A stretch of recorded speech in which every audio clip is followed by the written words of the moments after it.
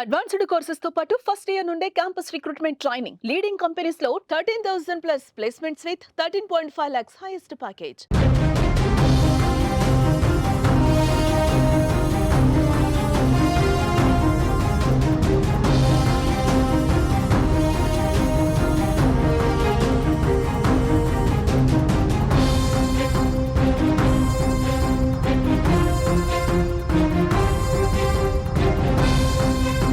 Breaking news చూస్తున్నాం. MLC కవితపై చర్యలకు BRS రంగం సిద్ధం చేసుకున్నట్లుగా మనకైతే సమాచారం అందుతోంది. బీజేపీలో బీఆర్ఎస్ పార్టీని విలీనం చేసేందుకు ప్రయత్నించారంటూ ఎమ్మెల్సీ కవిత సంచలన వ్యాఖ్యల నేపథ్యంలో ఆమెపై పార్టీ అధిష్టానం సీరియస్ గా ఉన్నట్లుగా సమాచారం. ఈ నేపథ్యంలో మరి కాసేపట్లో ఆమెకు షోకాజ్ నోటీసులు ఇచ్చే అవకాశం ఉందని బీఆర్ఎస్ హైకమాండ్ సిద్ధమైనట్లుగా కూడా తెలుస్తోంది. పార్టీ చీఫ్ కేటీఆర్ఏ లక్ష్యంగా కామెంట్స్ చేశారు. తాను రాసిన లేఖను బయటపెట్టింది ఎవరో చెప్పాలని డిమాండ్ చేశారు. పార్టీని నడిపించడం చేత కాదు కానీ తన మీద కుట్ర చేస్తున్నారని పరోక్షంగా కేటీఆర్ పై సంచలన ఆరోపణలు చేశారు. అంతటితో ఆగకుండా తన మీద జైల్లో ఉన్నప్పుడే కుట్ర జరిగిందని చెప్పుకొచ్చారు. లీకు వీరులను బయట పెట్టమంటే గ్రీకు వీరులు తనపై దండెత్తారని ధ్వజమెత్తారు కవిత. పదవులు పట్టుకుని వేలాడటం తనకు రాదని అన్నారు. తాను అసలే మంచిదాన్ని కాదని, జోలికొస్తే ఊరుకోనని ఆమె తీవ్ర వ్యాఖ్యలే చేశారు. అయితే కవిత వ్యాఖ్యలను సీరియస్ గా తీసుకున్న పార్టీ అధిష్టానం చర్యలకు సిద్ధమవుతున్నట్లుగా సమాచారం.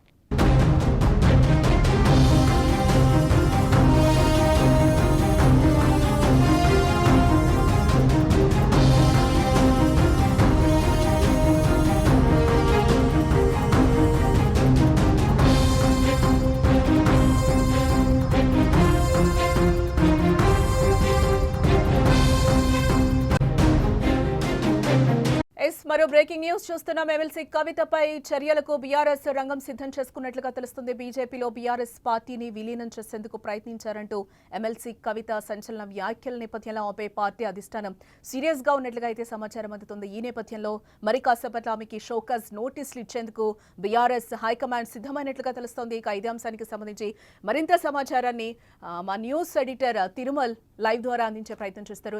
తిరుమల్, కవిత ఎపిసోడ్ మొత్తం మనం ఏ విధంగా చూడొచ్చు అని అంటారు? ఆమె ప్రధానంగా అయితే ప్రెస్ మీట్ పెట్టినప్పుడు కూడా కొన్ని సంచలన ఆరోపణలు చేశారు.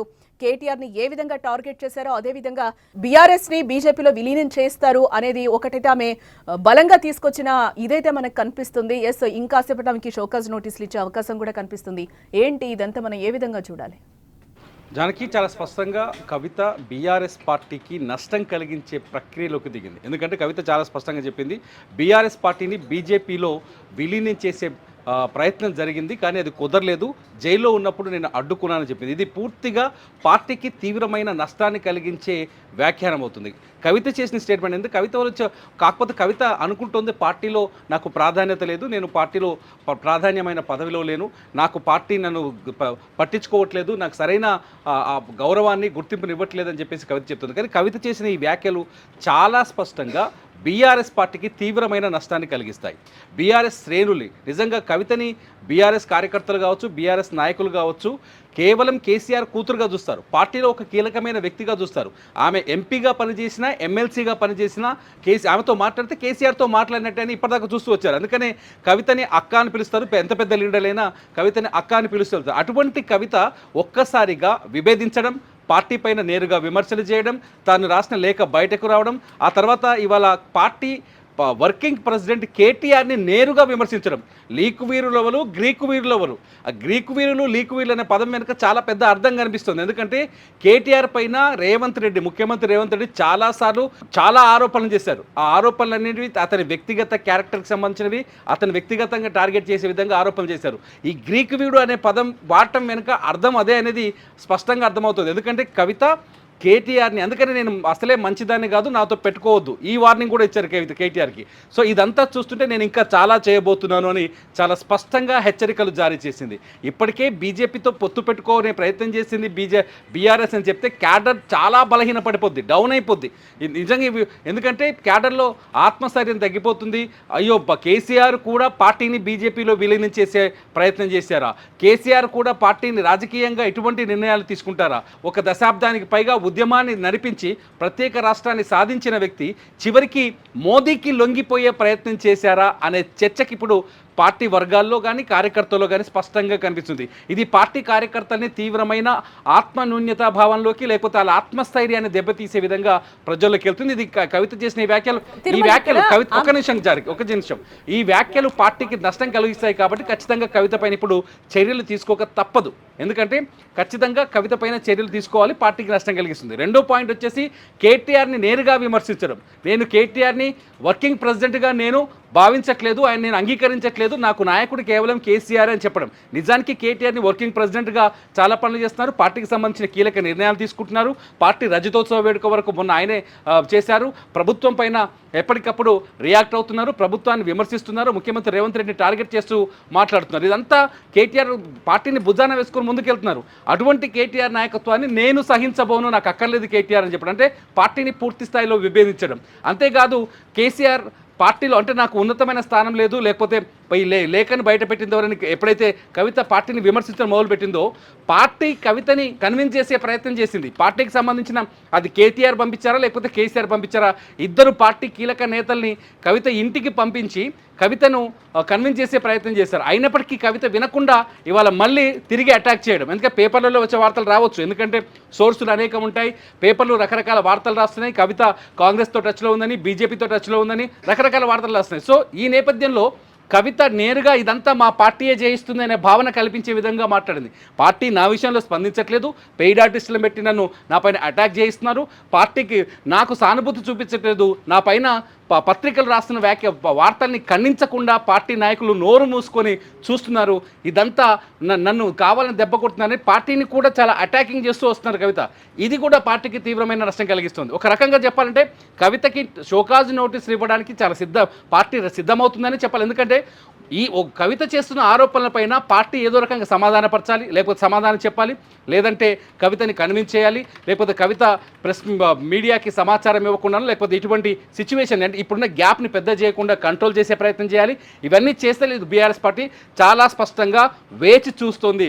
చాలాసార్లు అంటుంటారు కేసీఆర్ మౌనంగా ఉండడం కూడా ఒక వ్యూహం అని. కేసీఆర్ ఇప్పుడు మౌనంగానే ఉన్నారు, చాలా మౌనంగా జరుగుతున్న పరిస్థితులన్నీ పరిశీలిస్తున్నారు. ఈ మౌనం వెనుక ఒక అర్థం ఉండొచ్చు, కవిత ఇంకొంచెం పెద్దగా కావడం వల్ల కవితని పార్టీ నుంచి బయటికి పంపించేయాలని ఆలోచన చేయడం. ఇవాళ కవిత కూడా అన్నారు నన్ను పార్టీ నుంచి బయటికి పంపించే కుట్ర జరుగుతోంది అని చెప్పేసి. కేసీఆర్ కానీ పార్టీ శ్రేణులు కానీ పార్టీ నాయకులు కానీ మౌనంగా ఉండటం అంటే ఖచ్చితంగా కవితకి నోటీసులు ఇచ్చి లేకపోతే కవిత నుంచి సమాధానం తీసుకోవడమా లేకపోతే కవిత పైన చర్యలు తీసుకోవడమా మనం చూడొచ్చు. షోకాజ్ నోటీస్ అంటే ఖచ్చితంగా తగిన ఆ నోటీస్కి వచ్చే సమాధానం సంతృప్తికరంగా లేకపోతే ఆటోమేటిక్గా చర్యలు తీసుకుంటారు.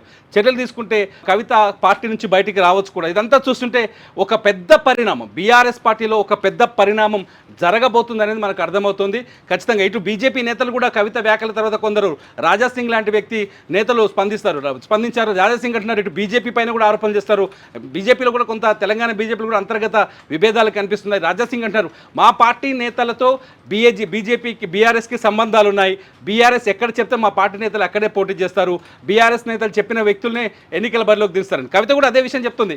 చాలా స్పష్టంగా ఒక 5 పాయింట్లను తెరపైకి తెస్తున్నారు. ఒకటి, బండి సంజయ్ నాయకత్వాన్ని ఎందుకు మార్చారు అనే విషయాన్ని కవిత అంతర్గతంగా టచ్ చేస్తున్నట్టు చూస్తుంది. ఎన్నికలకు ముందు బండి సంజయ్ నాయకత్వాన్ని బీజేపీ నాయకత్వాన్ని మార్చడం వెనుక ఖచ్చితంగా కేసీఆర్ మతలబు ఉంది బీజేపీ అధిష్టానంతో అనేది ఒకటి. రెండోది వచ్చేసి ఎంపీ ఎలక్షన్స్లో ఎందుకు బలహీనమైన బీఆర్ఎస్ నాయకుల్ని పోటీలో పెట్టారు, బీజేపీ నేతల్ని గెలిపించే వాళ్ళు అనుకున్న బీజేపీ నాయకుల్ని గెలిపించే ప్రయత్నం చేశారు కాబట్టి వాళ్ళు అనుకున్న బీజేపీ నాయకులు ఎంపీలుగా గెలవాలి కాబట్టి బలహీనమైన అభ్యర్థులు పెట్టారని చెప్పేసి రెండో పాయింట్ తీసుకొస్తున్నారు. మూడో పాయింట్ ఏం చెప్తున్నారు కవిత, ఎమ్మెల్సీ ఎన్నికల్లో మొన్న ఉత్తర తెలంగాణలో జరిగిన ఎమ్మెల్సీ ఎన్నికల్లో ఎందుకు అభ్యర్థుల్ని బరిలోకి దించలేదు, ఎందుకంటే పూర్తి స్థాయిలో ఎమ్మెల్సీ ఎన్నికలకి బీఆర్ఎస్ దూరమైంది. నిజానికి కరీంనగర్ బీఆర్ఎస్ అడ్డా, బీఆర్ఎస్ అసలు తెలంగాణ నినాదం పుట్టింది కరీంనగర్లో, కరీంనగర్ గడ్డ మీద నుంచే తెలంగాణ ఉద్యమం ఈ రాష్ట్రం విస్తరించింది, తెలంగాణ ఉద్యమం మొదలైంది.